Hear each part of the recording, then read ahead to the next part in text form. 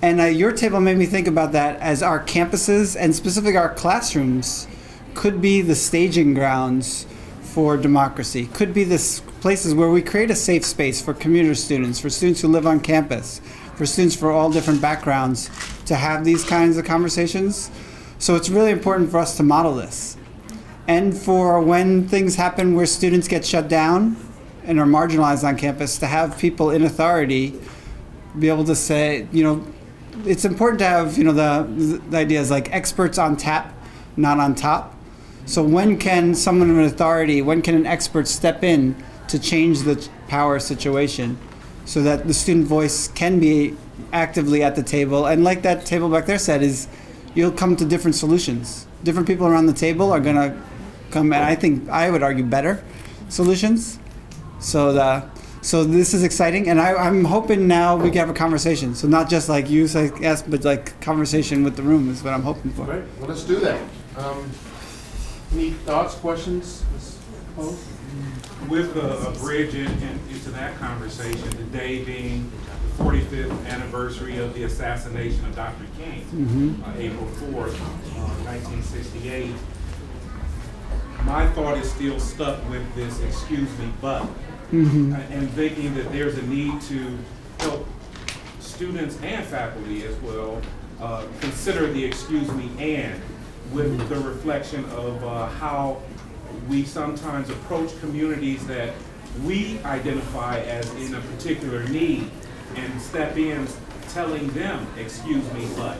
And it's easier to transition into getting resources and bringing those communities that need certain resources to the campus community with an "excuse me, and." I love that. Yeah. One of the things that you said over and over again was young people. And at Cleveland State, we have a really diverse student body. And I say that because I used to be younger. But I started here as a freshman in 1977. And eventually I was the outstanding student leader while I was an undergraduate. But, you know, now I'm a 3-time CSU alum. I have people who still come up to me and say, "I remember when you were a student." That's inspiring. I grew up. You know, I'm not a student anymore. Didn't get a whole lot of respect then, but now I have students who are my age. Right. In my undergraduate history surveys, where we talk about Rosa Parks and Ella Baker and all those wonderful people who taught students how to lead in the student nonviolent coordinating committee. So, old people. You know, for older, non-traditional students, okay, who still have a voice that I think we need to listen to. Yeah, and they're back in school for all kinds of reasons. Some of them have had some really amazing careers. They didn't have degrees, but they had these careers. And then in the middle of their lives, you know, they got a pink slip. So they came back to school. We have a lot of non-traditional students. No, that's a really important point, and it's important. So it is around student voice and students of all different ages, and also it sounds like a lot of those older students, non-traditional students, or the role that you're playing, are the role of the Ella Bakers. You know, the role of, you know, when Ella Baker said, you know, SNCC shouldn't be part of the SCLC. They should have their own space. So having folks who have more experience to step in and play that role, I think, is essential. So that's how really, thanks. Any other?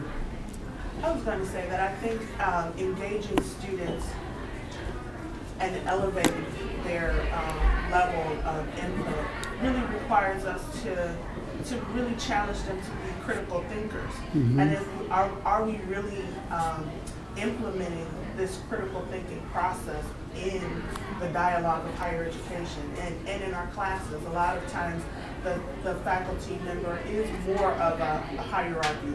I'm telling you.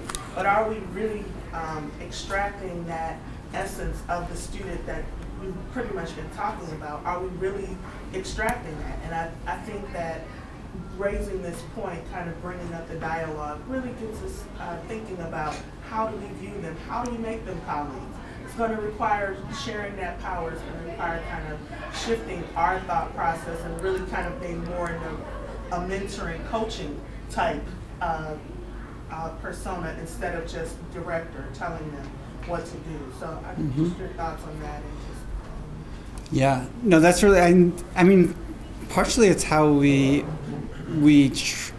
kind of the expectation we set with students as colleagues. So I think of, you know, the traditional model of a classroom, and I is to be in rows, right, with the faculty member up front, with a group of students. So how can we say, like you're talking about cultivating that critical thinking? How do we cultivate critical thinking when our classrooms are set up so that it's set up that students' voices don't necessarily matter or aren't as important? So just setting up a room differently so that students are in a circle, they can see each other. You value everyone's voices in the room. So simple things, I think, like that kind of change the way that faculty members can be seen more as facilitators, mentors, you know, with an expertise in the conversation. But then it goes outside the classroom of the roles that we ask students to play on campus. You know, are they really part of decision making? Are they on key committees? Are their voices really valued? Because then we are really saying that we want you to be critical thinkers. We want to cultivate critical thinking, and the way you get really good at that is through practice, is being engaged. And college is an ideal time to practice these skills, because in a lot of ways the stakes are pretty low. So this is a good time to practice these things and make mistakes. But your campuses have to create the opportunities and really unleash the power of students to do that.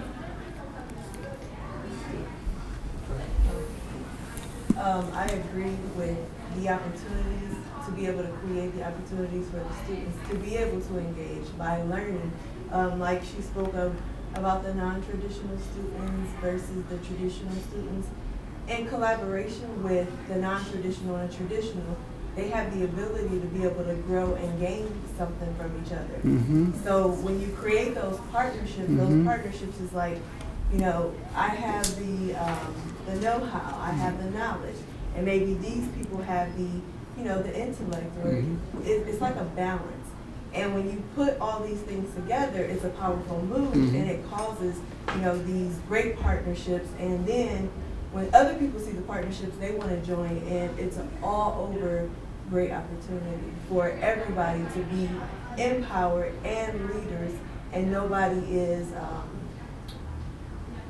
you know, disrespecting the other one because of, you know, their position as a leader. That's really well said. So I've been remiss, I should ask, will you share who you are, just very briefly, your name and My name is Tatiana. I'm actually a student. I think I got in the wrong meeting. Tough. Too bad. Lock the door. Great. I don't know. I think I am in the wrong meeting. But You're right. Nevertheless. Thanks, Tatiana. You're what year? You're a graduate student, or are you undergraduate? I am over at Cuyahoga Community College Metro Campus. Oh. And I'm making the transition to Awesome. That's awesome. Yeah.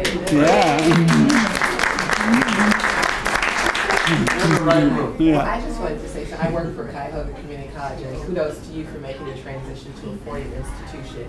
But to the point with regard to... you have to share who you are. I'm Shanice Thomas, Community Relations for Cuyahoga Community College Eastern Campus.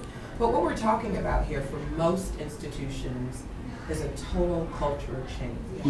And I think that if institutions will embrace this new approach, they have to really applaud the small steps that they do to move forward and to move the battle forward, because it cannot happen overnight.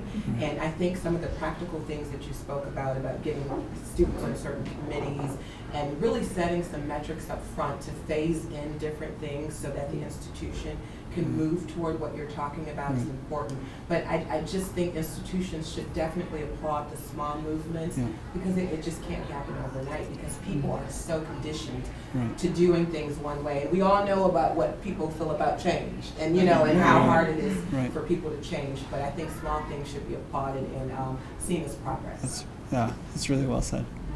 I'm going to backtrack. Just if you've shared just who you are, because I'm realizing there's students who may make connections that are beneficial. My name is Joanna Brown. I'm actually in the master's program here for adult learning and development. I graduated in May.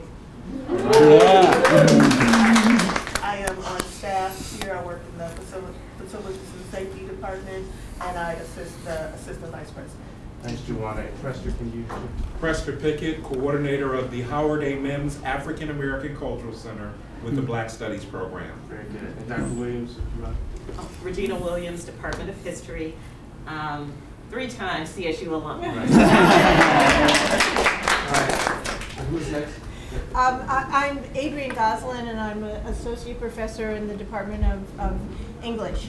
And I wanted to go back to what my colleague Katie Ahrens contributed to our discussion, which goes back to teachers and goes back to faculty, and absolutely institutional change. It's the classroom, I think, where so much happens, that where faculty have a particular degree of agency. What Katie was saying is she likes the concept of peers, students as peers, and coming up with the solutions. And as soon as she said that, your response was, but I don't know if that's okay. I don't know if we can do that. And what I would like to do, and I'm kind of going to put Dr. White on the spot a little, is to highlight faculty who do these things, because I think faculty need to know we're not alone. When we close the doors and we do something different, we're not by ourselves. We can actually, leave the door open, and the curriculum police aren't going to come in to get us.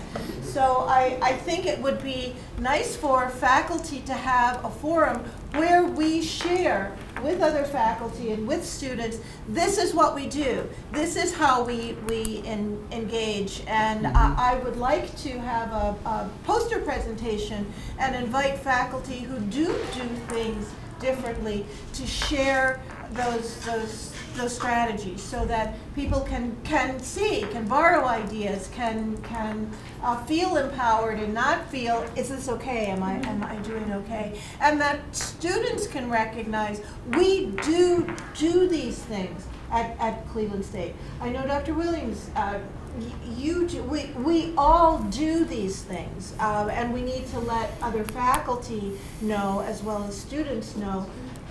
We do have engaged classrooms so at small steps. Spot, yes. So a quick response that would take advantage of that is, I know that some of you are also involved in the conversation around, well, we need to inventory what we're doing. We're looking at some ways to do that. And there's some, from a survey to some small grants that will help incent folks sharing that information. You're going to get, at least faculty, we'll have to figure out some methods for students, probably in the fall. So this is something to talk to student leaders about. We're having lunch with a few of them today. We can start that. But that asks for faculty to describe the ways they are engaged. Now, it's hard to get busy faculty to report that information. It's going to be harder now in the closing weeks of the semester. We're so far along, and this is a tough time to ask for that, but we've got to get started. But we could look at things like other ways of presenting and sharing as methods for taking that inventory. So let's talk about that and figure out how we can move that forward. So that's good. I want to sort of make some space for a couple or 3 students to speak. Okay. I'm a graduate assistant, but I'm also a student here. One of the things that may help you with that is tapping into the student to find out how they feel about the professors that they have. I can tell you, I've had plenty of professors here that have been outstanding. They go outside of the box. They get no recognition. Several of them are in English department, several of them are communications. Dr. Ray does not. But several of them are in communications that are going outside of the box, that are teaching us real things that we need to do when we step into the real world.